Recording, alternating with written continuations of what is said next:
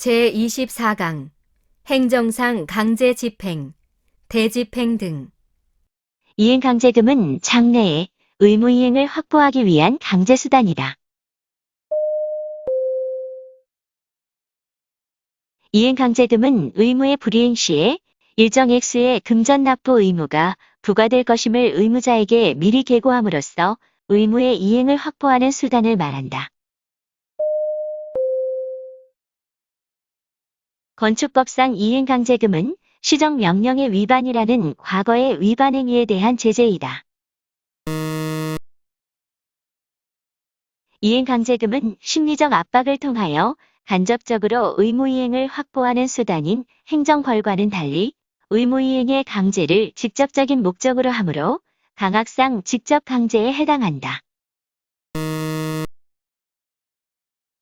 건축법상 이행강제금은 의무자에게 심리적 압박을 주어 시정명령에 따른 의무이행을 간접적으로 강제하는 강제집행수단이 아니라 시정명령의 불이행이라는 과거의 위반 행위에 대한 금전적 제재에 해당한다. 이행강제금은 형벌과 병과할 수 없다. 개발제한구역 내의 건축물에 대하여 허가를 받지 않고 한 용도 변경 행위에 대한 형사처벌과 건축법 제83조 제1항에 의한 시정명령 위반에 대한 이행강제금 부과는 이중 처벌에 해당하지 아니한다. 건축법상 이행강제금은 형벌에 해당하므로 이중처벌 금지의 원칙이 적용된다. 이행강제금은 장래의 의무이행을 심리적으로 강제하기 위한 것으로서 의무이행이 있을 때까지 반복하여 부과할 수 있다. 이행강제금은 침익적 강제수단이므로 법적 근거를 요한다. 대체적 자기의무 위반에 대해서는 이행강제금이 부과될 수 없다. 이행강제금은 대체적 자기의무의 위반에 대하여도 부과될 수 있다. 대집행과 이행강제금 중 어떠한 강제수단을 선택할 것인지에 대하여 행정청의 재량이 인정된다. 전통적으로 행정대집행은 대체적 자기의무에 대한 강제집행 수단으로 이행강제금은 부자기 의무나 비대체적 자기의무에 대한 강제집행 수단으로 이해되어 왔으나 이는 이행강제금 제도의 본질에서 오는 제약은 아니며 이행강제금은 대체적 자기의무의 위반에 대하여도 부과될 수 있다. 부자기 의무나 비대체적 자기의무뿐만 아니라 대체적 자기의무의 위반에 대하여도 이행강제금을 부과할 수 있다.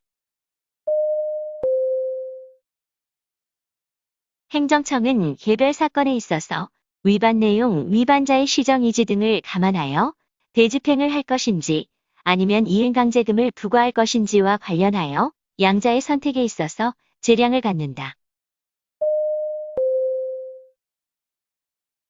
건축법상 허가권자는 이행강제금을 부과하기 전에 이행강제금을 부과 징수한다는 뜻을 미리 문서로서 계고하여야 한다.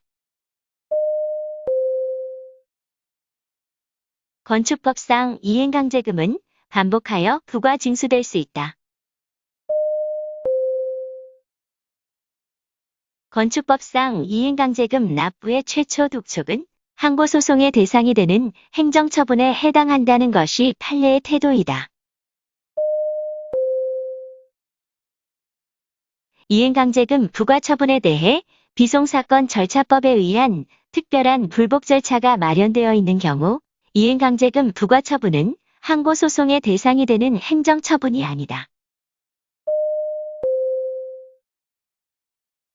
농지법상 이행강제금 부과 처분은 항고소송의 대상이 되는 처분에 해당하므로 이에 불복하는 경우 항고소송을 제기할 수 있다. 이행강제금 부과 처분에 대한 불복 방법에는 개별법의 규정에 의한 방법과 일반 행정쟁송에 의하는 방법이 있다.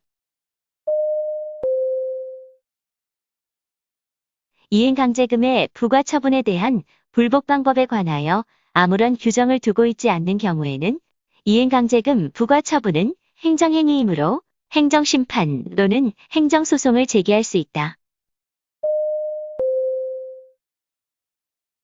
건축법상 이행강제금의 부과에 대해서는 항고소송을 제기할 수 없고 비송사건 절차법에 따라 재판을 청구할 수 있다.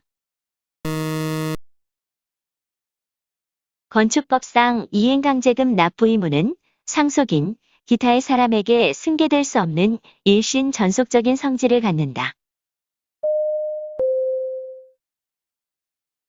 사망한 건축주에 대하여 건축법상 이행강제금이 부과된 경우 그 이행강제금 납부 의무는 상속인에게 승계된다. 이행강제금 납부 의무는 상속인, 기타의 사람에게 승계될 수 없는 일신 전속적인 성질의 것이므로 이미 사망한 사람에게 이행강제금을 부과하는 내용의 처분이나 결정은 당연 무효이다. 구 건축법상 이행강제금을 부과받은 자의 이의에 의해 비송사건 절차법에 의한 재판 절차가 개시된 후에 그에 의한 자가 사망했다면 그 재판 절차는 종료된다. 식품위생법상 영업소 폐쇄명령을 받은 자가 영업을 계속할 경우 강제 폐쇄하는 조치는 행정상 즉시강제에 해당한다. 사업장의 폐쇄, 외국인의 강제 퇴거는 직접 강제의 예에 해당한다. 경찰관 직무집행법은 직접 강제에 관한 일반적 근거를 규정하고 있다. 행정상 강제징수란 국민이 국가 등 행정주체에 대하여 부담하고 있는 공법상의 금전급부 의무를 이행하지 않은 경우 행정청이 의무자의 재산에 실력을 가하여 의무가 이행된 것과 동일한 상태를 실현하는 행정상 강제집행수단을 말한다. 행정상 강제징수는 행정상의 금전급부 의무를 이행하지 않는 경우를 대상으로 한다. 국세납부 의무의 불이행에 대하여는 국세징수법에서 강제징수를 인정하고 있다.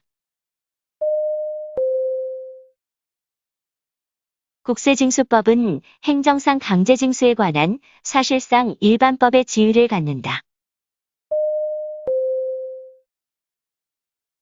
독촉은 이후에 행해지는 압류의 적법 요건이 되며 최고기간 동안 조세채권의 소멸시효를 중단시키는 법적 효과를 갖는다. 행정상 강제징수에 있어 독촉은 처분성이 인정되나 최초 독촉 후에 동일한 내용에 대해 반복한 독촉은 처분성이 인정되지 않는다. 체납자는 압류된 재산에 대하여 법률상의 처분을 할 수 있다. 판례에 의하면 압류는 체납국세의 징수를 실현하기 위하여 체납자의 재산을 보전하는 강제행위로서 항고소송의 대상이 되는 처분이다. 납세자가 아닌 제3자의 재산을 대상으로 한 압류 처분은 당연 무효이다. 세무공무원이 국세의 징수를 위해 납세자의 재산을 압류하는 경우 그 재산의 가액이 징수할 국세액을 초과한다면 당해 압류 처분은 무효이다. 판례에 따르면 공매행위는 행정행위에 해당된다. 과세관청이 체납처분으로서 행하는 공매는 우월한 공권력의 행사로서 행정소송의 대상이 되는 행정처분이다. 과세관청이 체납처분으로서 행하는 공매는 우월한 공권력의 행사로서 행정소송의 대상이 되는 공법상의 행정처분이며 공매에 의하여 재산을 매수한 자는 그 공매 처분이 취소된 경우에 그 취소 처분의 취소를 구할 법률상 이익이 있다. 국세징수법상 공매 통지에 하자가 있는 경우 다른 특별한 사정이 없는 한 체납자는 공매 통지 자체를 항고소송의 대상으로 삼아 그 취소 등을 구할 수 있다. 한국자산공사가 사건의 부동산을 인터넷을 통하여 재공매하기로 한 결정 자체는 내부적인 의사결정에 불과하여 항고소송의 대상이 아니다. 국세징수법상 체납자 등에 대한 공매 통지는 체납자 등의 법적 지위나 권리 의무에 직접적인 영향을 주는 행정처분에 해당하지 아니하므로 공매 통지가 적법하지 아니한 경우에도 그에 따른 공매 처분이 위법하게 되는 것은 아니다.